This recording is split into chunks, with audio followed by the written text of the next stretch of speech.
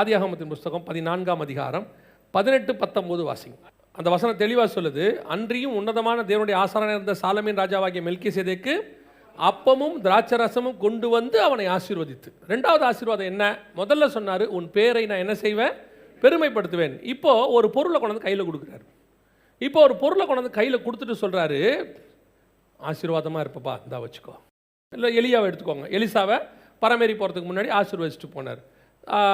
தாவீது சாலமோனை ஆசீர்வதிச்சுட்டு போனார். யாக்கோபு யோசேப்பை ஆசீர்வதிச்சுட்டு போனார். அந்த மாதிரி தாங்கள் போகிறதுக்கு முன்பாக ஒரு ஆசீர்வாதமான வார்த்தை சொல்லுவாங்க. கர்த்தர் உன்னை ஆசீர்வதிப்பாராக, ஈசாக்கு யாக்கோபுக்கு சொன்ன மாதிரி ஆசீர்வதிப்பாங்க. இது ஒரு வகையான ஆசீர்வாதம், இதில் மாற்று கருத்து இல்லை. இன்னொரு வகையான ஆசீர்வாதம் இருக்குது. அது என்ன தெரியுமா? அவங்களால பேச முடியாது, சில காரியங்கள் சொல்ல முடியாது. அடுத்து என்ன பண்ணுவாங்க, நம்மக்கிட்ட எடுத்து ஒரு பொருளை கொடுப்பாங்க, இல்லை ஒரு டாக்குமெண்ட்டை கொடுப்பாங்க, இல்லை நம்மக்கிட்ட சொல்லுவாங்க, எப்பா இந்த மாதிரி ஒரு பீரோவில் ஒரு இடத்துல இப்படி ஒரு பொக்கிஷம் வச்சுருக்கேன், புதையல் வச்சுருக்கேன், இதை எடுத்துக்கோப்பா அப்படின்னு சொல்லி அவங்க ஆசீர்வாதன்ற வார்த்தையை சொல்லாவிட்டாலும் ஆசீர்வாதமான ஒரு காரியத்தை கொடுத்து விட்டு போவார்கள். இது எங்கள் அப்பா எனக்கு கொடுத்தது, அதனால தான் நான் முன்னேறி இந்த அளவுக்கு வந்தேன். ஒரு காரியம் இருக்குல்ல, கொடுக்கறதுன்னு இருக்குது. ரெண்டாவது, இதுதான் இப்போ ரெண்டாவது ஆசீர்வாதம் ஆபிரகாமுக்கு வருது. வசனம் சொல்லுது, உன்னதமான தேவனுடைய ஆசாரியனாய் இருந்த மெல்கிசேதேக்கு அப்பத்தையும் ரசத்தையும் கொண்டு வந்து ஆபிரகாமை ஆசீர்வதித்து, வானத்தையும் பூமியும் உண்டாக்கின தேவனுடைய ஆசீர்வாதம் உண்டாவதாக. இந்த வச்சுக்கோப்பா, கர்த்தர் உன்னை ஆசீர்வதிப்பார். இப்போ ஆசீர்வாதங்கிற வார்த்தை இருக்கு, ஆனால் அந்த இடத்துல பேரை பெருமைப்படுத்துவேன்னு சொன்னார். இங்கே ஒன்றும் சொல்ல, இந்த அது வச்சுக்கோ அப்படின்னு சொல்லி கொடுத்துட்டு சொல்றாரு. என்னது? அப்பமும் ரசமும். இதில் என்னங்க ஆசீர்வாதம் இருக்கு? அப்பமும் ரசமும் கொடுத்தாரு. என்ன பண்ணியிருப்பாரு? அப்பத்தை வாங்கி சாப்பிட்டுட்டு ரசத்தை குடிச்சிருப்பாரு. அந்த ஒரு 10 செகண்டில் எல்லாம் முடிஞ்சிருச்சு. அவ்வளோதான். இது ஆசீர்வாதமா அப்படின்னா அதல்ல. இப்போ நீங்கள் இந்த வசனத்துக்கு வந்துடணும். இப்போ இந்த ஆசீர்வாதம் அடுத்து ஈசாக்குக்கு போச்சா? அப்பமும் ரசமும் ஈசாக்குக்கு போச்சா? போகலை. அப்பமும் ரசமும் யாக்கோபுக்கு போச்சா? போகலை. அப்பமும் ரசமும் யோசேப்புக்கு போச்சா? இல்லை. அதுக்கப்புறம் அந்த சந்ததி யாருக்குமே என்ன செய்யல, அப்பமும் ரசமும் போச்சுன்னு தெரியாது. ஆனால் நியாயப்பிரமாணத்தில் அதோட மறைபொருள் இருக்கு. ஆனால் பிரமாணம் மாறி இவங்க எல்லாரும் நியாயப்பிரமாணத்துக்குள்ளே வந்துட்டாங்க, விருத்த சேதனத்துக்குள்ளே வந்துட்டாங்க. இந்த அப்பமும் ரசமும் அடுத்து, இப்போ நீங்கள் அந்த வசனத்தை மறந்துடக்கூடாது. கலாத்தியரை, ஆபிரகாமுக்கு உண்டான ஆசீர்வாதம் இயேசு கிறிஸ்துவின் வழியாக புறஜாதிக்கு வரும்படி இந்த அப்பமும் ரசமும் என்கிற ஆசீர்வாதம், அதனால் வரக்கூடிய ஆசீர்வாதம். அவன் அப்பரஸ்தே அப்பயே வாயில பட்டான். ஆனால் அதுக்கு பின்னாடி இருக்கிற ஒரு ஆசீர்வாதம் இயேசுவின் வழியாக புறஜாதியார் நமக்கு வரும்படி. இப்போ என்ன ஆசீர்வாதம்? அப்பமும் ரசமும், கம்யூனியன். இது ஒரு உடன்படிக்கை. இந்த உடன்படிக்கை வாக்கு தத்தங்கள் எல்லாம் யாருக்குரியதுன்னு வசனம் சொல்லுது? மூத்த சகோதரராகிய இஸ்ரவேலுக்குரியதே. வாசிங்க, ரோமர் 9:4-5. அவர்கள் இஸ்ரவேலரே, புத்திர சுவிகாரமும் மகிமையும் உடன்படிக்கைகளும் நியாயப்பிரமாணமும் தேவாராதனையும் வாக்குத்தத்தங்களும் அவர்களுடையவைகளே. எந்த உடன்படிக்கை? இந்த புறஜாதியாருக்கு வரத்துக்கு முன்னாடி இது எல்லாம் யாருக்கிட்ட இருந்துச்சு அப்படின்னு பவுல் எழுதுறாரு. அதில் ஒன்று என்னது? உடன்படிக்கையும். எந்த உடன்படிக்கை அப்படின்னு கேட்டிங்கன்னா, ஆபிரகாமுக்கிட்ட அப்பமும் ரசமும் கொண்டு வந்து கொடுத்த உடன்படிக்கை. அது யாருக்குரியது? இஸ்ரவேலுக்குரியது. ஆனால் அது இயேசுவின் வழியாக புறஜாதியார் நம்ம கைக்கு வந்துடுச்சு. அவங்க கைக்கு போகலை. அது போகாமல் அந்த உடன்படிக்கை நம்ம கைக்கு வந்துடுச்சு. இந்த உடன்படிக்கையில் என்ன ஆசீர்வாதம் இருக்கு? இதுக்கு இதில் என்ன ஆசீர்வாதம் ஆண்டவர் வச்சிருக்கிறாரு அப்படின்னு கேட்டீங்கன்னு சொன்னால், எபிரேயர் 10:19-20 வாசி. ஆகையால் சகோதரரே, நாம் பரிசுத்த ஸ்தலத்தில் பிரவேசிப்பதற்கு இயேசுவானவர் தமது மாம்சமாகிய திரையின் வழியாய் புதிதும் ஜீவனுமான மார்க்கத்தை நமக்கு உண்டு பண்ணினபடியால். உங்க கையில் இருக்கிற அப்பம் என்னது? ஆதாமிலிருந்து ஆபிரகாம் வரைக்கும் பரலோகத்துக்கு போறதுக்கு வழி இல்லை. உள்ள என்ட்ராக முடியாது. Door close. எந்த டோர் க்ளோஸ்? ஏதேனிலே தோட்டத்தை விட்டு வெளியே அமிச்சிட்டு வாசல்ல காவல்காரனை போட்டார் ஆண்டவர். யாரும் உள்ள போகக்கூடாது சொல்லிட்டாரு, சீல் பண்ணிட்டாரு. அந்த தோட்டத்துக்குள்ள போகிறதுக்கான வழி புதிதும் ஜீவனமான மார்க்கம். ஏன்னா அது உள்ளதான் ஜீவ விருட்சம் இருக்கு. அதை சாப்பிட்டா தான் நித்திய ஜீவன் கிடைக்கும். அதுக்கு போகிறதுக்கான வழிக்கான டோக்கன் கையில் கிடச்சிருச்சு. அந்த டோக்கன் யாருக்கிட்ட வந்து சேர்ந்துருச்சு? ஆபிரகாம்கிட்ட வந்து சேர்ந்துருச்சு. இப்போ இந்த டோக்கன், இந்த அப்பம் இயேசு கிறிஸ்துவின் வழியாய் புறஜாதியராக நமக்கு கிடைத்திருக்கிறது. என்ன ஆசீர்வாதம் பாருங்களேன். இப்போ என்ன ஒரு பெரிய கொடுமைன்னு கேட்டிங்கன்னா, இந்த ஆசீர்வாதம் இஸ்ரவேலுக்கு கிடைக்கலையாமா. அவங்கக்கிட்ட தான் வந்திருக்கணும். ஆபிரகாமுக்கு அப்புறம் இஸ்ரவேலுக்கு போயிருக்கணும், யாக்கோபுக்கு போயிருக்கணும், ஈசாக்கு யாக்கோபுக்கிட்ட போயிருக்கணும், போகலையாமா. அது புறஜாதி நமக்கு வந்துடுச்சாமா.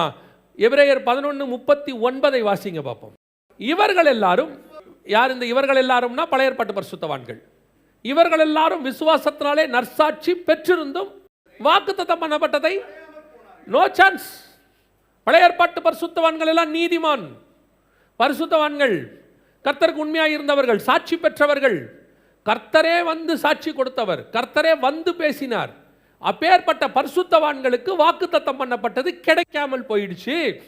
ஆபிரகாமுக்கிட்ட அந்த சான்ஸை கொடுத்தாரு, ஆனால் அது அவங்களுக்கு போகல. ஆனால் அந்த ஆசீர்வாதம் அவர்கள் இழந்தது இயேசு கிறிஸ்துவின் வழியாக உங்களுக்கும் எனக்கும் கிடைத்து விட்டது. இப்போ நீங்க எடுக்கிற கம்யூனியனுடைய பிளஸ் பாயிண்ட் என்ன? இது பரலோகத்துக்கான என்ட்ரன்ஸ். கம்யூனியனுடைய ஆசீர்வாதம் என்ன? பரலோகத்துக்கு போவதற்கு எள்ளளவும் எலிஜிபிலிட்டி இல்லாத நான், அதே நேரத்தில் எலிஜிபிள் ஆனவர்களும் பிரவேசிக்க முடியாத அந்த பரலோகத்துக்குள் எனக்கு பிரவேசிப்பதற்கு ஒரு வாய்ப்பு கிடைத்திருக்கிறது.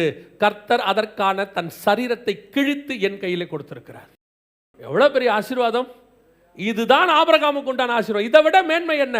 இந்த பூமியில நீங்க என்ன வேணாலும் வச்சுக்கோங்க, பூமியை உங்கள்தாவே இருக்கட்டுமே, இந்த பூமியை விட்டு ஒரு இன்ச் அது மேலே வருமான்னு சொல்லுங்க, வருமான்னு சொல்லுங்க. இந்த பூமியிலிருந்து ஒரு இன்ச்சு கூட மேலே வர, இது உங்களுக்கு நல்லாவே தெரியும். அதான் ரொம்ப இம்பார்ட்டன்ட். தெரியாத சத்தியமே கிடையாது. நீங்கள் எடுத்துக்கொள்ளப்பட்டாலும் சரி, இல்லை கிறிஸ்துக்குள்ள மரித்தாலும் சரி, நீங்கள் எதையும் எடுத்துகிட்டு போக போகிறதில்ல, எதையும் கொடுத்து அனுப்ப போகிறதும் இல்லை. இந்த எகிப்து மம்மீஸை ராஜா செத்தவனை என்ன பண்ணிடுவான்னா, பெருசாக செஞ்சு ராஜா வச்சு, உள்ள ராஜாவுக்கு தேவையான 1 வருஷ சாப்பாடை வச்சு, ராஜாவுக்கு தேவையான தங்க நகைகள் எல்லாம் வச்சுட்டு புதைக்கும் போது சேர்த்து புதைச்சிருவானாமா ராஜாவோட. ஏன்னா ஒருவேளை ராஜா வேற உலகத்துக்கு போகிறாரு, அங்கே செலவு பண்ணுறதுக்கு யூஸ் ஆகும்னு. இப்போ தோண்டி எடுத்து 4000 வருஷம் கழிச்சா ராஜா எலும்பு கூட ஆயிட்டாரு, தங்கம் அப்படியே இருக்கு. ஸோ ராஜா யூஸ் பண்ணல அந்த உலகத்துலன்னு அர்த்தம். ராஜா போன உலகத்தில் என்ன யூஸ் ஆகலை? தங்கம் யூஸ் ஆகலை. ஏன்னா ராஜாவோட சேர்த்து அதையும் வச்சாங்க. ராஜா க்ளோஸ் ஆயிட்டார், எலும்பு தோலுமா மாறி ராஜா வந்து டீகேட் ஆயிட்டாரு. ஆனால் தங்கம் இன்னும் என்ன இருக்கு? அப்படி அதோட இன்னொரு அர்த்தம் என்னன்னா, இது எதுவும் இந்த பூமியை விட்டு மேலே போகவே இல்லை, எதுவும் போகாது. இது நல்லா தெரியும். இது எதுவும் கூட வரப்போறதுல நமக்கு நல்லா தெரியும். வருக வந்தாலும் வராது, கூட வராது, அதே நேரத்தில் மறிச்சாலும் வராது. இந்த பூமியை விட்டு ஒரு இன்ச்சு மேலே எதுவும் வரப்போறதில்லை, கன்ஃபார்மாக தெரியும்.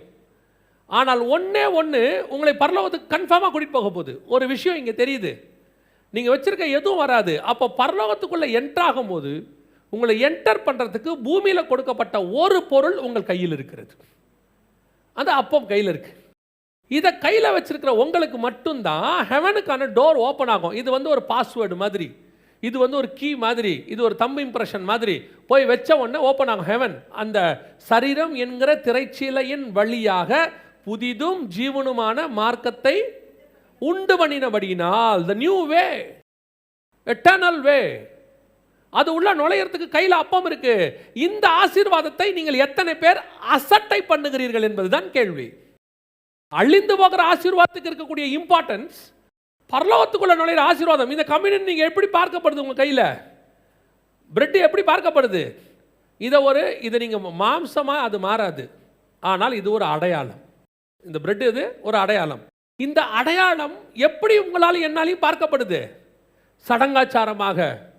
யோசிச்சு பாருங்க, உங்க கையில் எவ்வளோ ரூபாவுடைய செல்போன் இருக்கு, அதில் ஒரு பின் நம்பர்னு இருக்குல்ல, அதுதான் அந்த மொத்த செல்போனுக்குமான வேல்யூபிள். அந்த ஃபோனுக்குள்ளே நுழைகிற பின் நம்பருக்கே நம்ம இவ்வளோ இம்பார்ட்டன்ஸ் கொடுக்குறோமே, பரலோகத்தில் நுழைகிற பின் நம்பர் தான் உங்கள் கையிலும் என் கையிலும் இருக்கக்கூடியதான கம்யூனியன். இந்த அப்பம் இது உள்ளே நுழைய வைக்குது. இது ஆபிரகாம் வழியாக நமக்கு, இயேசு கிறிஸ்துவின் வழியாக நமக்கு கிடைக்கப்பட்டது. எத்தனை பேர் அதை உண்மையாக எடுக்கிறோம்? அதான் வசனம் சொல்லுது, அபாத்திரமாய் போஜனமானம் பண்ணினவன் அவன் கர்த்தருடைய சரீரத்தை குறித்து இன்னதென்று நிதானித்து அறியாதபடியினாலே. ஏன் தெரியுமா? இந்த அப்பம் என்பது சபையினுடையதான சடங்காச்சாரம் அல்ல, கிறிஸ்தவத்தினுடைய சடங்காச்சாரம் அல்ல, இது ஏதோ நம்ம ரொட்டீனா செய்யக்கூடிய ஒரு ரிச்சுவல் அல்ல. இது முழுக்க முழுக்க ஹெவனை, எனக்கு சாவியை புதுப்பிச்சு கொடுக்குது.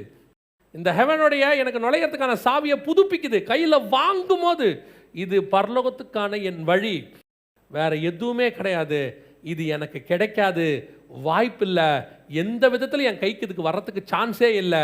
ஏன்னா இது ஆபிரகாம் வழியாக இஸ்ரவேலுக்கு தான் போயிருக்கணும். ஆனால் கிறிஸ்து இயேசுவின் வழியாக என் கைக்கு வந்து சேர்ந்திருக்கிறது. அல்லேலூயா. இதை கொடுக்கும்போது தான் மெல்கிசேதேக்கு சொல்கிறாரு, நீ ஆசீர்வாதமாக இருப்பாய். இதை நீங்கள் வாங்கும் போது பரலோகம் உங்களை பார்த்து சொல்லும், நீ ஆசீர்வாதமாக இருப்பாய். ஏன்? நீ பரலோகத்தினுடைய ஆசீர்வாதத்தை கையில் வச்சிருக்கிற. ஆபிரகாம் சொல்கிறாரு, சோதோம் ராஜாவை பார்த்து சொல்கிறாரு, உன் பாதரட்சியின் வார் கூட எனக்கு தேவையில்லை. காரணம், ஆபிரகாம் உன்னால் ஆசீர்வதிக்கப்பட்டானுங்கிற வார்த்தை என்ன செய்யக்கூடாது? வரக்கூடாது. நான் வானத்தையும் பூமியும் உண்டாக்கின தேவனிடத்திலிருந்து ஆசீர்வாதத்தை பெற்றவன். அப்போ உலகத்தின் ஆசீர்வாதம் வேணான்னு சொல்லலை. ஆனால் அதோடைய அர்த்தம் என்ன? இந்த பூமியில் இருக்கிற எவனும் உங்களையும் என்னையும் ஆசீர்வதிக்க முடியாது. ஏன்னா நம்ம வானத்தின் ஆசீர்வாதத்தை கையில் வச்சுருக்கிறவங்க. எவ்வளோ பெரிய மேன்மை கையில் இருக்குது. நம்ம இதை எவ்வளோ அசால்ட்டாக எடுக்கிறோம், எவ்வளோ அசால்ட்டாக கொடுக்குறோம். கொடுக்குறவன் ஒருத்தன் அசால்ட்டாக கொடுக்குறாங்க, எடுக்கிறவங்க கொஞ்சம் பேர் அசால்ட்டாக எடுக்கிறாங்க. அதான் எனக்கு ஆண்டவர் சொல்லி கொடுத்தது. கம்யூனியன் வாங்குறவன் அப்போஸ்தலனாக இருக்கணும். அப்போஸ்தலனா அந்த டெடிகேஷனோடு இருக்கணும். ஏன்னா இயேசு அப்பத்தை பிட்டு 5000 பேருக்கு கொடுக்கும்போது கம்யூனியன்னு சொல்லலை. அதை இதை வாங்கி பசிக்கு சாப்பிட சொன்னார். ஆனால் இதை வாங்கி புசிங்கன்னு சொல்லும் போது 12 பேர்கிட்ட அதை கம்யூனியன் ஆக்கிட்டார். அப்போ எதை போடுறோங்கிறது இல்லை, யாருக்கிட்ட எப்போ போடுறோங்கிறது தான் ரொம்ப முக்கியம். 5000 பேருக்கு விட்டால் அது பசிக்கிறதுக்கு, 12 பேருக்கு விட்டால் அது உடன்படிக்க. உங்கள் கையிலையும் என் கையிலையும் கொடுக்குறது அடையாளம் அல்ல, உங்கள் கையில் என் கையிலும் கொடுக்குறது பரலோகத்தினுடைய வாசல், சாவி, வழி. அதை வாங்கும் போது அப்படி ஒரு உண்மைத்தன்மை இருக்கணும். இது பரலோகத்துக்கு ஜீவனுக்கான வழி கொடுத்துரும். தப்பாக சாப்பிட்டீங்களா? அதே 1 கொரிந்தியர் 11 சொல்லுது, அபாத்திரமாய் போஜனமானம் பண்ணினவர்களில் உங்களில் சிலர் வியாதியஸ்தர்களாகவும் ஒரு சிலர் நித்திரையும் அடைந்திருக்கிறார்கள். இது தப்பாக எடுத்த செத்தேன்னு அர்த்தம். தப்பாக எடுத்த செத்தோம், க்ளோஸ், முடிச்சு. ஏன்னா இது ஹெவனுக்கான ரூட். தப்பாக எடுத்தோம், அந்த டோரை க்ளோஸ் பண்ணுறதும் இதுதான். இன்னைக்கு அதுதான் மிகப்பெரிய ஆசீர்வாதம். நம்ம கையில் பூமியில் கர்த்தர் கொடுத்துருக்கிற ஆசீர்வாதத்திலேயே பெரிய ஆசீர்வாதம் எதுன்னு கேட்டிங்கன்னா, பரலோகத்துக்குள்ளே நுழையிறதான அப்பமும் அதில் நுழையிறதுக்கான தைரியமான ரத்தமும். அதே 10ஆம் அதிகாரம் எபிரேயர் நிருபம் 19வது வசனம் வாசி. ஆகையால் சகோதரரே, நாம் பரிசுத்த ஸ்தலத்தில் பிரவேசிப்பதற்கு இயேசுவானவர் தமது மாம்சமாகிய திரையின் வழியாய் புதிதும் ஜீவனுமான மார்க்கத்தை நமக்கு உண்டு பண்ணினபடியால், அந்த மார்க்கத்தின் வழியாய் பிரவேசிப்பதற்கு அவருடைய இரத்தத்தினாலே தைரியம் உண்டாகுது. இது இந்த பக்கம் என்ன கொடுக்குறாரு? தைரியம். ஹெவன்குள்ளே போகிறோம். இது பரலோகத்துக்கான வாசல். சில நேரத்தில் பார்த்தீங்கன்னா வீட்டை திறந்துட்டு உள்ளே போகிறதுக்கு 2 நிமிஷம் யோசிப்போம். இருட்டாக இருக்கும்ல, பயங்கர இருட்டாக இருக்கும்ல, ஒரு பயம் இருக்கும்ல. லைட்டு போட்டால் தானே உள்ளே போவோம். லைட் போட்டோம்னா நமக்கு என்ன வந்துடுது? ஒரு தைரியம் வருதுல்ல. அதே மாதிரி பரலோகம் வந்து ஃபுல் அண்ட் ஃபுல் பரிசுத்தம், ஓவர் லைட்டு, பிரைட்டாக இருக்கு. இப்போ உள்ள நுழையத்துக்கு நமக்கு என்ன வருது?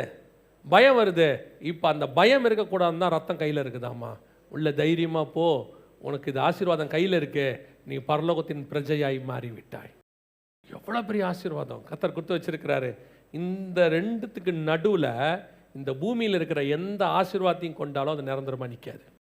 இதை தெரிஞ்சதுனால தான் ஆபிரகாம் சொல்கிறாரு, நீ என்னை ஐஸ்வர்யனாக்கின என்று சொல்லாதபடிக்கு உன் பாதரட்சியின் வாரை கூட நான் தொட மாட்டேன். ஏன்? நீ வச்சிருக்கிற எல்லாத்த விட மேன்மையான ஆசீர்வாதம் என் கையில் இருக்குடா, நான் வச்சுருக்கேன். இதுதான் பரலோகத்துக்கே என்னை கூட்டிகிட்டு போயிடும். நீ வச்சிருக்கிற ஆசீர்வாதம் ஒருவேளை உன்னை நரகத்துக்கு கூட்டு போகிறதுக்கு வாய்ப்பு இருக்குது. நம்ம பணம் தப்பாக ஹேண்டில் பண்ணாட்டி நம்ம நரகத்துக்கு கூட்டு போயிடும். நம்ம வச்சிருக்கிற பொருள் தப்பாக ஹேண்டில் பண்ணோம்னா நம்ம நரகத்துக்கு கூட்டு போயிடும். ஆனால் இந்த கம்யூனியன் நம்மளை பரலோகத்துக்கு கூட்டிகிட்டு போகுது. அல்லேலூயா.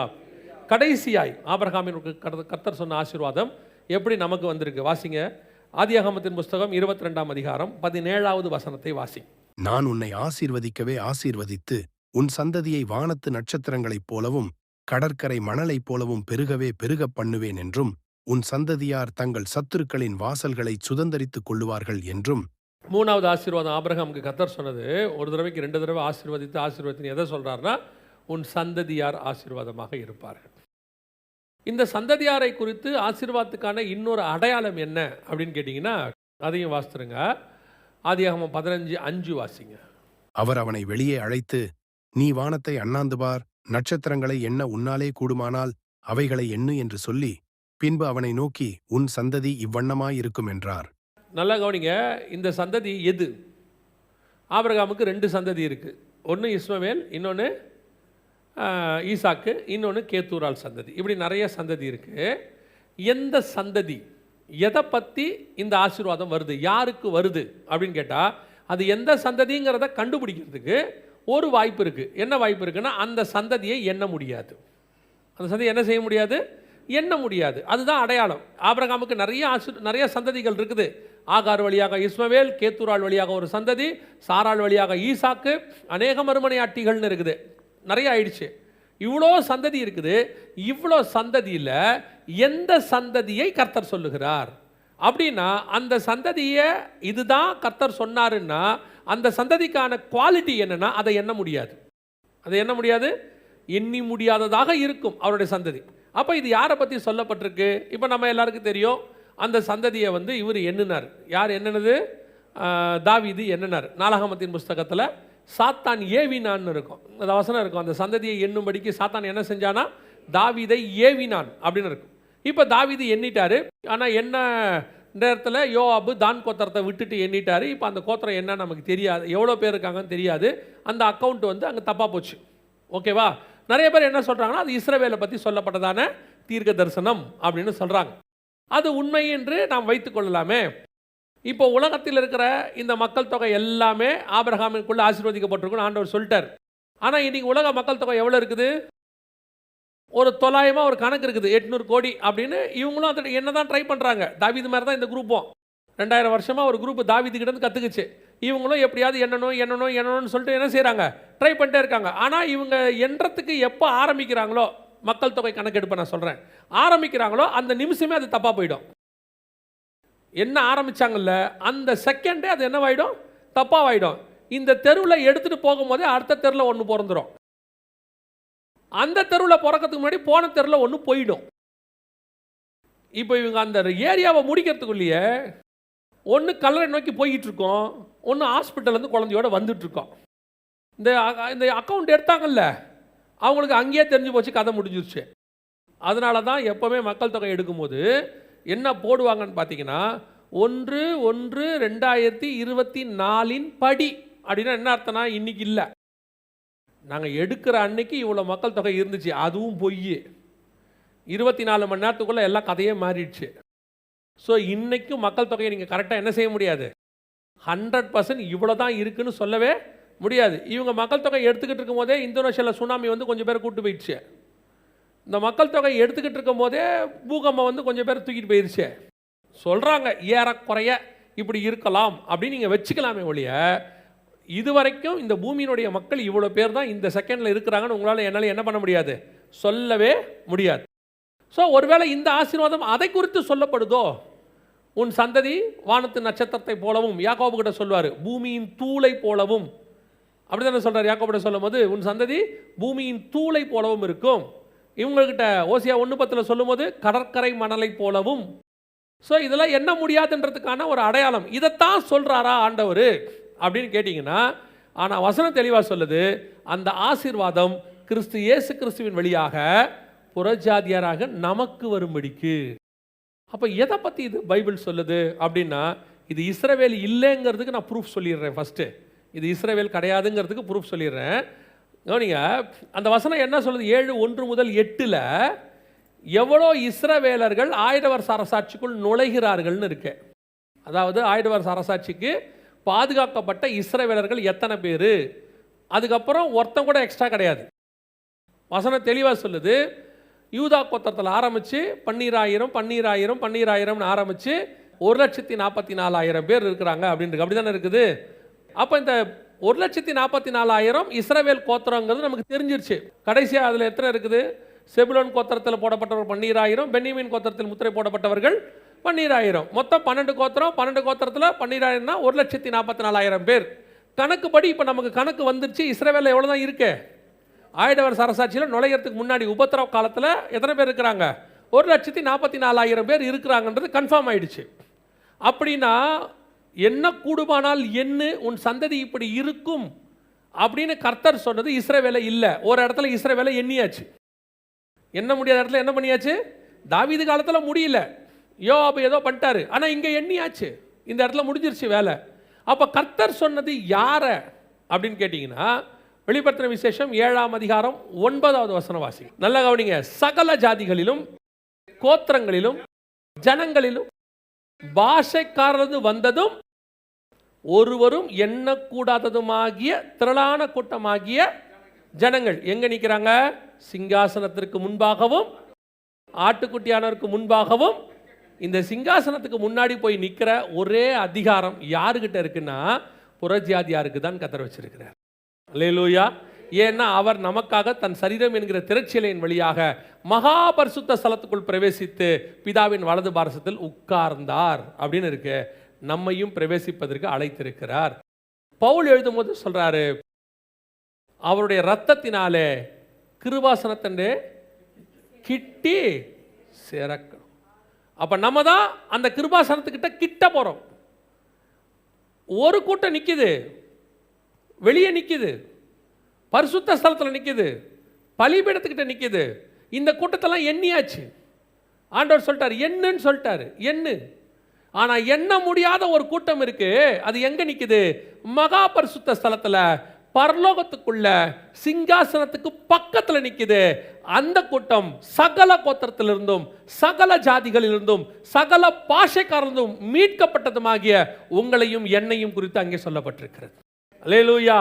அப்ப நீங்களும் நானும் தான் புறஜாதியார் என்று அழைக்கப்பட்டவர்கள். ஆபிரகாமுக்குரிய அந்த எண்ணி முடியாத ஆசீர்வாதம்னு சொன்னது கிறிஸ்து இயேசுவின் வழியாக. ஏன்னா அவர் வழியாக தான் திரைச்சீலை திறந்தது. அந்த அப்பமும் ரசமும் நம்ம கையில் இருக்கு. நாம தான் உள்ளே பிரவேசிக்கிறோம். இந்த கூட்டம் தான் எண்ணி முடியாத கூட்டம். அல்லேலூயா. இதுதான் கர்த்தர் நமக்கு கொடுத்திருக்கிற ஆசீர்வாதம். இந்த ஆசீர்வாதம் இஸ்ரவேலுக்கே இல்லை, அவன் தான் எண்ணிக்கிற ஆசீர்வாதம். நீங்க இப்ப இந்த ஆசீர்வாதத்தை விரும்பவே இல்லை, இந்த ஆசீர்வாதத்தை எதிர்பார்க்கவே இல்லை.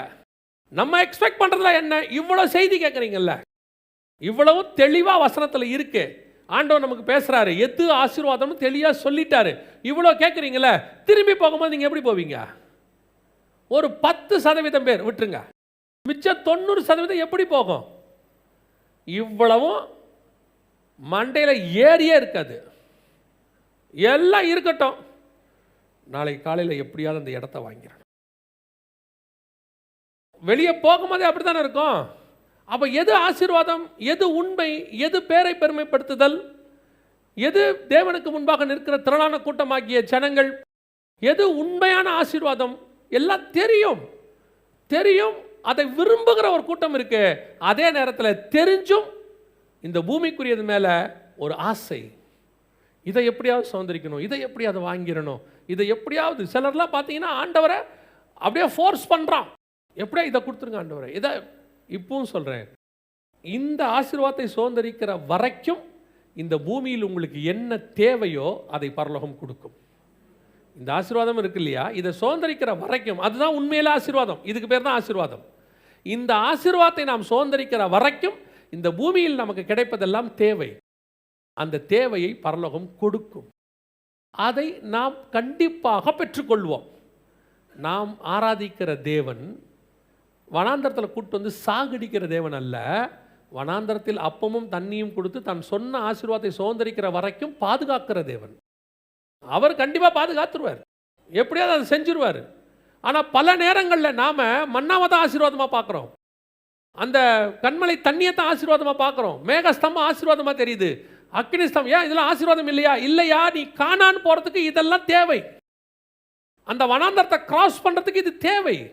ஐயோ எவ்வளோ பெரிய அற்புதம் அந்த மேக ஸ்தம்பம், எவ்வளோ பெரிய அற்புதம் அக்னி ஸ்தம்பம், எவ்வளோ பெரிய அற்புதம் மன்னா வர்றது. யார் இல்லைன்னா, ஆனால் இது எதுவும் ஆசீர்வாதம் இல்லை. நீ கானானுக்குள்ளே போன உடனே மன்னா நின்றோம். நீ கானானுக்குள்ளே போன உடனே கண்மலை தண்ணி வராது. நீ கானானுக்குள்ளே போகும்போது மேகஸ்தம்பம் அக்னி ஸ்தம்பம் இருக்காது. ஏன்? அது தேவை. அதே தான் கர்த்தர் இப்போ உங்களுக்கு சொல்றார். இதை நீங்கள் ஆசீர்வாதமாக நினைக்கிறீங்க இல்லையா, இது எல்லாமே தேவைதான். ஆண்டவர் கொடுக்கிறார் பர்டிகுலர் டைம். இது நினைக்கிற இந்த ஆசீர்வாதம் எதுவும் பரலோகத்துக்குள் வரப்போகிறது இல்லை. அந்த பரலோகத்துக்கு போகிற வரைக்கும் நம்ம சர்வை பண்றதுக்கு இதெல்லாம் தேவை. இன்னைக்கு இந்த தேவைக்கு பின்னால் ஓடுற ஒரு பெரிய கூட்டம், தேவைக்கு பின்னால் ஓடுறதுனுடைய இன்னொரு பிரச்சனை என்னன்னா, உண்மையான ஆசீர்வாதத்தை இவங்க தேட மறந்துட்டாங்க. உண்மையான ஆசீர்வாதத்தை அசட்டை பண்றாங்க. சிலர்லாம் பார்த்தீங்கன்னு சொன்னா, இந்த ஆசீர்வாதத்தை கம்யூனியன் தான் ஆசீர்வாதம், அந்த ஆசீர்வாதத்துக்கே கம்யூனியனுக்கே வரமாட்டான். கம்யூனியனுக்கு என்ன செய்ய மாட்டாங்க, வரமாட்டாங்க. என்ன பிரதர் கம்யூனியனுக்கு வரல, இன்னைக்கு பயங்கரமான முக்கியமான ஒரு பிஸ்னஸ் மீட், காலையில் 10 மணிக்கு வர சொல்லிட்டாங்க, அங்கே போக வேண்டியிருக்கு, அடுத்த மாதம் எடுத்துக்கலாம். எவ்வளோ பெரிய அசட்டை! பிஸ்னஸ் போனால் இன்னொரு பிஸ்னஸ் கிடைக்கும், பரலோகத்துக்கு வழி போச்சுன்னா எப்படி இன்னொரு வழி கிடைக்கும்? அந்த ஒரு கம்யூனியனை, உலக ஆசீர்வாதத்துக்கு முன்னாடி இந்த கம்யூனியனை இவ்வளோ அசட்டை. கம்யூனியன் எடுக்க மாட்டேன்னு சொல்கிறீங்கன்னு வச்சுக்கோங்க, கம்யூனியனை நீங்கள் அசட்டையாக எடுக்கிறீங்கன்னு வச்சுக்கோங்க, இல்லை கம்யூனியனுக்குள்ளே நீங்கள் கை வைக்க யோசிக்கிறீங்கன்னு வச்சுக்கோங்க, நீங்கள் பரலோகத்துக்கு போகிறதுக்கு யோசிக்கிறீங்கன்னு அர்த்தம்.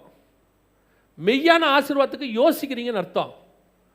அந்த திரளான கூட்டமாகிய ஜனங்களில் இருக்கணும்னு விரும்புகிறவன் வச்சுக்கோங்க, அவன் உலகத்தின் நம்பருக்குள்ளே வரமாட்டான்னு அர்த்தம். அவன் உலக நம்பருக்குள்ளே வந்தால் அவன் ஹெவனுக்குள்ளே வரமாட்டான். நான் என்ன சொல்ல வரேன்னா, பல நேரத்தில் நம்மளை சிலரோடு கூட நிற்க வச்சு நம்மளும் பெரிய ஆள் ஆகணும் அப்படின்லாம் யோசிக்கிறோம் இல்லை. அந்த சொல்லப்படுற மிக முக்கியமான படித்தவங்களில் 100 பேர் வரதில் என் பேரும் இருக்கணும், அந்த இடத்துல நம்மளுடைய பிஸ்னஸும் இருக்கணும் அப்படின்னு யோசிக்கிறீங்கள. நீங்கள் உலகத்தினுடைய இந்த எண்ணிக்கைக்குள்ளே வர ஆசைப்படுறீங்க. கர்த்தர் கொண்டு வந்தால் தோத்திரம், இல்லாட்டியும் தோத்திரம், பிரச்சனை இல்லை. ஆனால் நான் அந்த எண்ணிக்கைக்குள்ளே, எண்ணி கிடைக்காத கூட்டத்துக்குள்ளே நான் வந்து நின்றுடணும். எண்ணிக்கையின் கூட்டத்துக்குள்ளே இருக்கிறது எனக்கு முக்கியமே இல்லை. ஏங்க, எண்ணிக்கை கூட்டத்துக்குள்ளே இருந்தாலும் நம்ம யாரும் தனியாக தெரியும். நான் பூமியில் தனியாக தெரியறதை விட 10ஓட 11 பரலோகத்துக்குள்ளே போனாலும் சரி, அப்படியே உள்ளே போயிட்டா கூட எனக்கு சந்தோஷம்தான். ஆனால் அதையும் தாண்டி பைபிள் சொல்லுது, அங்கே உன் பேரை நான் பெருமைப்படுத்த. அல்லேலூயா. கர்த்தர் நமக்கு மெய்யான ஆசீர்வாதத்தை வச்சிருக்கிறார். அது வரைக்கும் இந்த பூமியில் நம்முடைய தேவைகளை கர்த்தர் சந்திக்க வல்லமை உள்ளவராக இருக்கிறார். ஒரு குறைவில்லாதபடிக்கு நடத்துவார். நம்ம ஆண்டவர் வந்து சும்மா குறையாக கொடுக்குற ஆண்டவரே கிடையாது. அந்த எல்லா காலத்திலும் அப்படி தான், எல்லா காலத்திலும் அவர் அப்படி தான். ஆதாம் காலத்தில் 2 பேருக்கு அவ்வளோ பெரிய தோட்டத்தையே கொடுத்துட்டார். ஒரு 5.5 லட்சம் புருஷர்கள் வந்ததான இடத்துல போதுங்கிற அளவுக்கு தான் மன்னா கொடுத்தார். 5000 பேர் வந்த இடத்துல 12 கூட நிறைய மிச்சம் எடுக்கத்தக்கதாக தான் ஆண்டவர் கொடுத்தார். ஆண்டவர் வந்து குறைவாய் கொடுக்குற தேவன் அல்ல. ஆனால் நம்முடைய நோக்கம் இந்த அவர்கிட்டருந்து வரக்கூடிய மன்னாவை அல்ல, என்னுடைய நோக்கம் கானானை நோக்கி. அந்த இடத்துல போய் நான் நிற்கிறோம். அல்லேலூயா.